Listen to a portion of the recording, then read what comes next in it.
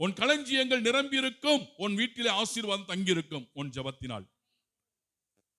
தேடுவோர் என்ன போயிட்டு அப்படியே ஆண்டவரே ஆண்டவர் சொல்றதெல்லாம் கிடையாது. ஆண்டவர் உள்ள சுவைக்கணும். என் இயேசு நல்லவர், ஒரு போதும் கைவிடா, ஒரு நாளும் விலகிடா.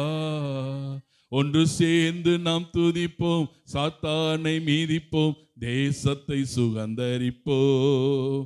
ஒன்று சேர்ந்து நாம் துதிப்போம், சாத்தானை மீதிப்போம், தேசத்தை சுகந்தரிப்போம். நம் இயேசு நல்லவர், ஒரு போதும் கைவிடா, ஒரு நாளும் விலகிடா. திருப்பி இயேசுகிட்ட ஏன் நான் போகணும் அப்படின்னா, அழகான ஒரு வார்த்தை சொல்கிறது. எரேமியா 32:27. 32:27.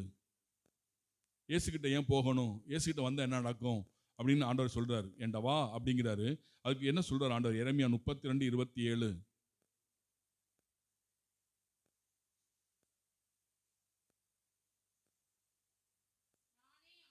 நல்லா கவனிங்க. நானே ஆண்டவர். ஆண்டவர்னா அவர் தான் ஆண்டவர், யாருமே இல்லை இந்த உலகத்துல, யாருமே இல்லை. நானே ஆண்டவர், எல்லா நல்லா கவனிங்க, எல்லா மக்களுக்கும் கடவுள் நானே. அப்படி இருக்க கடவுளா இருக்கக்கூடிய நான் என்ன செய்யறேன்னா, அவர் தற்பெருமையோடு ஆண்டவர் இந்த வார்த்தையை சொல்லல, ஆணவத்தோடு இந்த வார்த்தையை ஆண்டவர் சொல்லல, பெருமைக்காக இந்த வார்த்தையை சொல்லல. நல்லா கவனிங்க.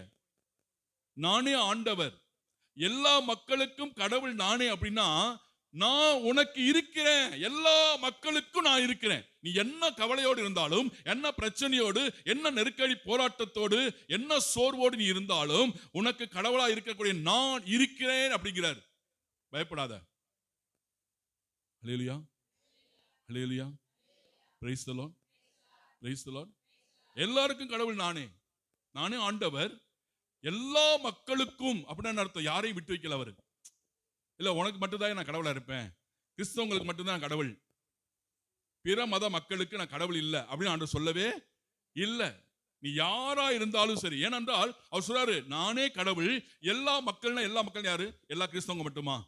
இல்ல, உலகத்தில் இருக்கிற எல்லா மக்களுக்கும் நான் கடவுள். நான் ஏனென்றால் அவர்கிட்ட என்ன இருக்குதுன்னா வேற ஒண்ணுமே கிடையாது. என்கிட்ட இரக்கம் இருக்குது, வாங்கிக்கோ. என்கிட்ட இரக்கம் இருக்குது, வாங்கிக்கோ. என்கிட்ட சமாதானம் இருக்குது, வாங்கிக்கோ. என்கிட்ட அன்பு இருக்குது, வாங்கிக்க.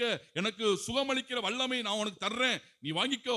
சுகம் தருகிறேன், விடுதலை தருகிறேன், வெற்றி தருகிறேன், மகிழ்ச்சி தருகிறேன், சந்தோஷம்